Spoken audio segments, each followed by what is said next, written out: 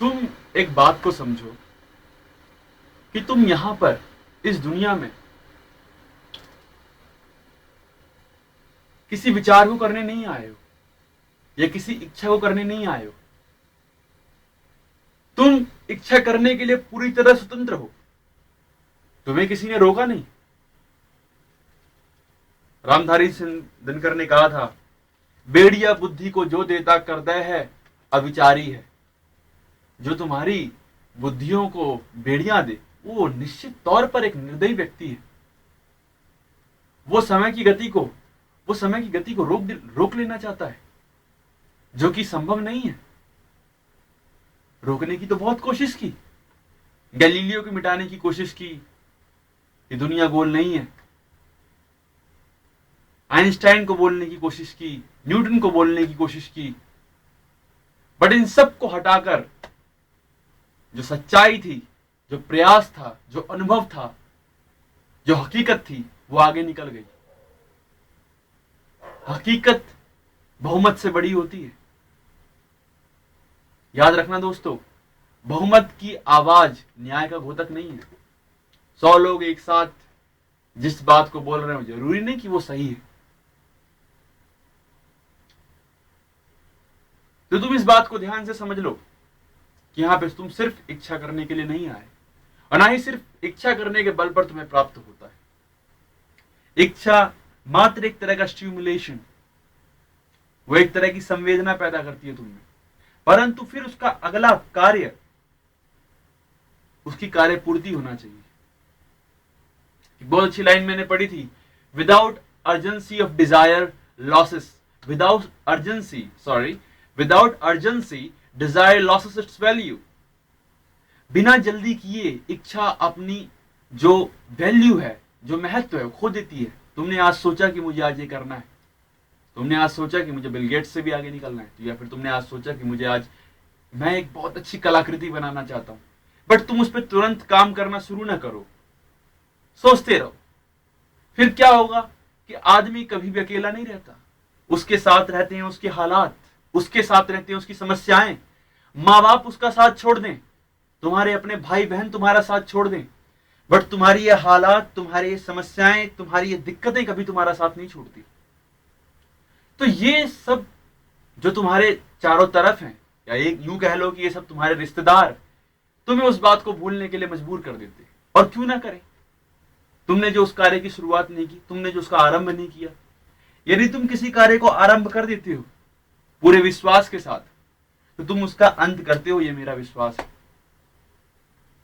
यदि हम कोई कार्य सोच लेते हैं और उस पर तुरंत काम करना शुरू कर दें और करते चले जाए, तो वो अंत जरूर होगा, याद रखना। तुम उसे पालोगे, तुम शुरू करो, करते जाओ, उसे पालोगे। ये दुनिया का नियम है। और यकीन मानो मेरे दोस्तों, यही नियम है तो दुनिया इतनी सुंदर है, यही नियम है तो प्रगति है, यही नियम है तो तरक्की है, यही नियम है तो सब कुछ है, यही नियम है तो मैं आपके सामने हूं और आप मेरे सामने हैं, वरना कुछ ना होता। तो अपनी इच्छा पर बिलीव करो, आप कर सकते हैं, इस बात को जानो। और ये बात उतनी ही सत्य है जितना आपका यहां इस दुनिया में होना, जितना सूर्य का पूर्व की ओर से निकलना और पश्चिम की ओर से डूबना। इस बात में 100% सच्चाई है। बट एक बात याद रखें, सक्सेस का जो पाथ है, लोग कहते हैं it's a path, it's not a path like this, it's a path like this, understand? It's a inclined plane. अगर आप सफलता की ओर बढ़ रहे हैं, अगर आप कहें कि, या फिर आप सोचें कि आप सफलता की ओर बढ़ रहे हैं, तो आप इस तरह से नहीं बढ़ रहे हैं। अगर आपने सोचा कि मैं इस तरह से बढ़ रहा हूं, तो एक बुनियादी भूल हो गई आपसे। अब आप असफल हो सकते हो, आप इस तरह से बढ़ रहे हैं। और इंक्लाइंड प्लेन होने की जो पॉजिटिव बात है वो ये है कि आप जितना जितना उसके ऊपर चलते जाएंगे, उतना उतना आप ऊंचाई को अचीव कर लेंगे। लाइक दिस, ये एक जब बेसमेंट है, यहां से एक इंक्लाइंड प्लेन इस तरह से हो रहा है, उठ रखा है, आप यहां पे पहुंचे, यहां पे पहुंचे, यहां पे पहुंचे। अब इसकी एक खास बात देखिए, आप इस पर चलते भी जा रहे हैं और इतना ना बेस से ऊपर भी होते जा रहे हैं, ऊपर भी होते जा रहे हैं। और इसकी नेगेटिव बात, सबसे बड़ी बात जो आपको जाननी जरूरी है, इट इज इंक्लाइन प्लेन। आप जहां पर भी पहुंचकर चलना छोड़ देते हैं, आप भी छोड़ देते हैं, बस बहुत हुआ, अरे मुझे तो इतना सम्मान मिल गया, अरे लोग मेरी इतनी तारीफ कर रहे हैं, अरे वाह मैं तो बड़ा कमाल का आदमी, वाह क्या चमत्कार कर दिया मैंने, believe me I am great. अगर आप यहां पहुंच गए इंक्लाइन प्लेन पे, आपको इतना ऊंचे चढ़ना है, यहां पे प्लेन खत्म होती है, यहां पे इंक्लिनेशन खत्म होता है। अगर आपको यहां तक पहुंचना है और आपने यहां तक पहुंच गए, आपको सम्मान मिलने लग गया, अब आपने चलना छोड़ दिया, अब आप नीचे आ जाएंगे, वापस जमीन पे आ जाएंगे। आप सामान को उठाएंगे और आप छोड़ दें, आप वापस नीचे आ जाएंगे। ये नेगेटिव एस्पेक्ट है। आप वापस जमीन पर आ जाते हैं, आपको फिर दोबारा से जमीन से शुरुआत करनी पड़ती है वहां तक पहुंचने के लिए। ये बात याद रखिए।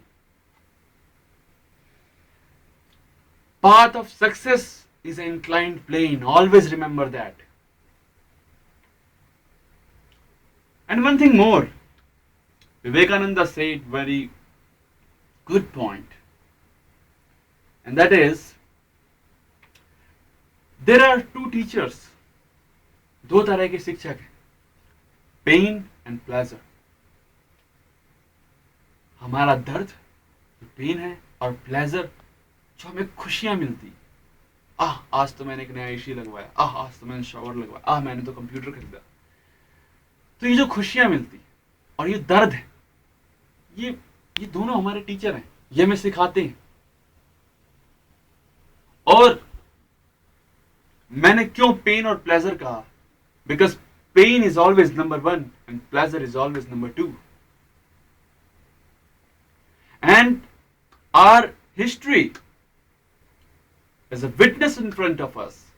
हमारा जो इतिहास है वो हमारे सामने एक तरह की गवाही देता है, और एक गवाह है किस बात का? कि misery teaches more a man than a pleasure. कि गरीबी ने, दिक्कतों ने, मुफलिसी ने इंसान को ज्यादा सिखाया है खुशियों के मामले में। मैंने बहुत अच्छी बात पढ़ी थी रामधारी सिंह दिनकर की, दोस्तों, कि प्रतिभा का जन्म कभी भी शहरों में नहीं होता, महानगरों में नहीं होता। प्रतिभा का जन्म महानगरों से कई दूर, बीहड़ों में, गांवों में होता है। महानगरों में तो दुकानदारी चलती है, महानगरों में प्रतिभा की बोली लगाई जाती है, खरीदा जाता है। इसीलिए महानगरों में आकर प्रतिभा एक पीढ़ी के बाद दूसरी पीढ़ी में नष्ट हो जाती है। आपने देखा होगा बहुत से अमीर लोगों के बच्चे इतना नहीं कर पाते जितना उनके माँ बाप करते हैं स्टैंड होने के लिए। कर भी पाते हैं, नहीं भी कर पाते, अपवाद हर जगह है। अगर वो नीचे सोचकर करते हैं तो नहीं कर पाते। तो माफ कीजिएगा। तो इसीलिए एक पीढ़ी के बाद महानगरों में आकर इस बात की समस्या पैदा हो जाती है।